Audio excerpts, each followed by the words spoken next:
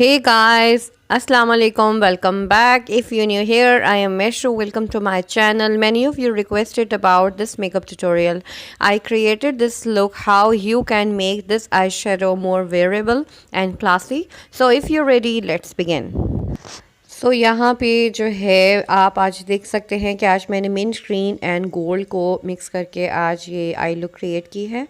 और अब मैं यहाँ पे जैकनल हिल पैलेट नंबर 1 से ये एक मैंने शेड लिया है जो डार्क ब्राउन शेड है। और इसको जो है मैं अपनी क्रीज पे लगा के क्रीज को जो है वो डिफ़ाइन कर लूँगी अच्छे से और ब्लेंड कर लूँगी ताकि कोई भी हार्श लाइंस जो है वो ना दिखें। उसके बाद मैं यहाँ पे ग्लैमरस फेस कॉस्मेटिक्स की मखमली पैलेट में से ये शेड लिया है मैंने मिंट ग्रीन, और इसको जो है मैं अपने आउटर वी पे अप्लाई कर रही हूँ। और जो है इसको मैंने आज आउटर वी पर ही मैंने इसको जो है एप्लीकेशन करनी है, यहीं पे इसको ब्लेंड करना है और इसको जो है मैंने आगे नहीं एक्सपेंड करना।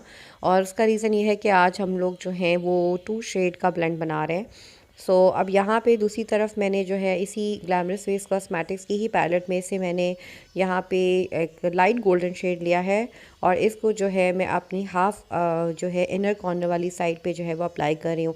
लाइक हाफ़ मैंने जो है आउटर वी के ऊपर जो है मैंने मिंट ग्रीन अप्लाई किया और हाफ़ आई के ऊपर जो है मैंने मैट गोल्डन शेड जो है या लाइट गोल्डन शेड जो है वो अप्लाई किया, क्योंकि मैंने मैट एंड गोल्डन जो दोनों मिक्स शेड है उनको मिक्स करके ही मैंने अप्लाई किया। उसके बाद अप्लाई करने के बाद मैं यहाँ पे जैकनल हिल की पैलेट नंबर 1 से ही ये जो मिंट ग्रीन शेड है इसको मैंने मज़ीद जो है इसके ऊपर इंटेंस करने के लिए इसको एक और कोट जो है वो किया है ताकि जो मेरा आई शेडो है वो पॉपअप होके सामने आए। उसके बाद मैंने यहाँ पे जो अपने क्रीज़ पे जो मैंने आई शेडो यूज़ किया था उसको मैं अपने आउटर वी के ऊपर थोड़ा सा मैंने जो है इसको लगाया है।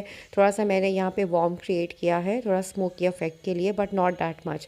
उसके बाद इसी पैलेट में से मैंने यहाँ पे जो है मैट गोल्ड शेड लिया, उसको मैंने अपनी ब्रो बोन और अपने इनर कॉर्नर्स पे जो है इसको मैंने लगाया है, इसको मैंने वहाँ पे हाईलाइट किया है। और जो मैंने क्रीज पे आई शेडो यूज़ किया था उसको मैं अपनी लोअर लैश लाइन के ऊपर यहाँ पे यूज़ कर रही हूँ। और इसके बाद मैंने यहाँ पे जो अपने आई शेडो एक मिंट ग्रीन जो मैंने यूज़ किया था उसको मैं अपनी लोअर लैश लाइन पे थोड़ा सा टचअप करूँगी, बहुत ज़्यादा नहीं। और उसके बाद मैं यहाँ पे यूज़ कर रही हूँ एक्वा पैनकेक आईलाइनर, और इसको जो है आज हम विंग क्रिएट करेंगे। सबसे पहले मैं अपनी जो है लाइन क्रिएट कर रही हूँ लाइक आईलाइनर की for the base application of my fallacies eye lashes. उसके बाद मैं यहाँ पे थोड़ा सा इसको मज़ीद थोड़ा सा इसको मैं यहाँ से निकालूंगी अपनी आइज़ के आउटर वी वाली साइड से, और उसके बाद मैं विंग क्रिएट करूँगी, ये आप देख सकते हैं। और ये सारा का सारा जो इस पे एप्लीकेशन है ये सारी की सारी प्रैक्टिस से ही आती है। अगर आप रेगुलर बेसिस पे करें तो बहुत अच्छी आपकी प्रैक्टिस हो जाएगी। और उसके बाद मैं यहाँ पे मिस रोज़ का मस्कारा यूज़ कर रही हूँ और सेवरल कोट्स ऑफ मस्कारास जो है आपको करने पड़ते हैं ताकि एक अच्छा सा आपका आई लैशेस का वॉल्यूम क्रिएट हो जाए। उसके बाद आप फॉल्सीज अप्लाई कर लें जो कि मैंने ऑफ कैमरा जो है अप्लाई कर ली और मॉइस्चराइज़ कर लिया अपने फेस को। और यहाँ पे मैंने मेबेलिन इंस्टेंट पोर इरेज़र जो है वो अपने फेस पे अप्लाई किया है और पूरे फेस पे मैंने अप्लाई किया है। और उसके बाद मैं यहाँ पे आज जो एप्लीकेशन करूँगी उससे पहले मैं यहाँ पे कलर करेक्टर यूज़ कर रही हूँ। और ये न्यूट्रलाइज़र जो है आपको पता है कि ये आपके मेकअप को या फाउंडेशन एप्लीकेशन से पहले किया जाता है ताकि आपकी फाउंडेशन ग्रे ना हो और जो भी आपके फेस पे ब्लेमिशेस हैं डार्क सर्कल्स हैं वो इससे हाइड हो जाएं, ताकि आपके फेस को एक अच्छा सा कैनवस प्रोवाइड हो जाए आपकी फाउंडेशन के लिए या बेस के लिए, या क्योंकि बेसिकली ये एक ऐसा बेस है जिसकी वजह से ही आप एक अच्छा अपने फेस पे फाउंडेशन क्रिएट कर सकते हैं और एक अच्छा लॉन्ग लास्टिंग भी वो होगा।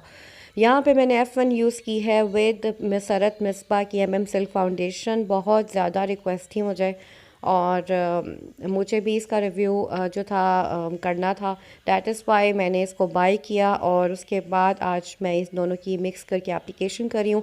मैंने यहाँ पे क्राइलॉन टीवी पेंट स्टिक को अपने फेस पे अप्लाई किया, उसके बाद मैंने सिर्फ 2 ड्रॉप्स लिए हैं और उसके साथ मैंने अपनी पूरी फाउंडेशन को सेट किया है।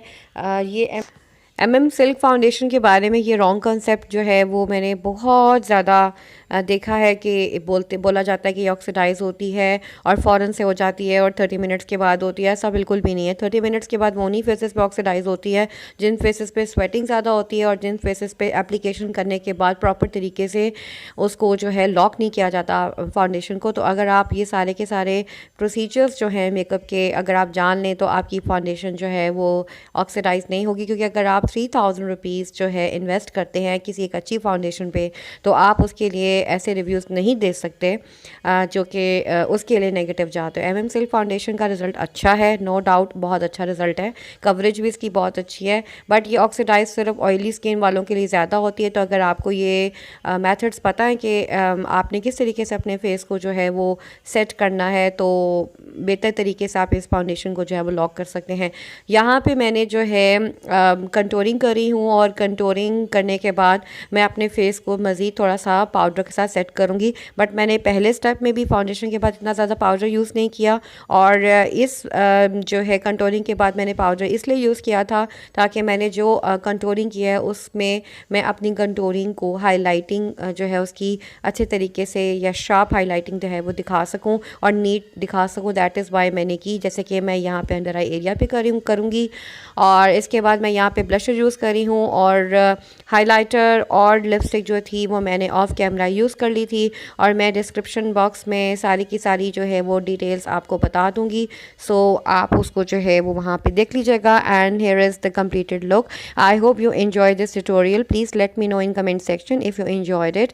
Please do not forget to like, share and subscribe for your convenience. I have listed all the products right down below in this video. You can also find my social media link there. I love you guys so much and I will see you soon with the brand new one. Allah Hafiz and goodbye.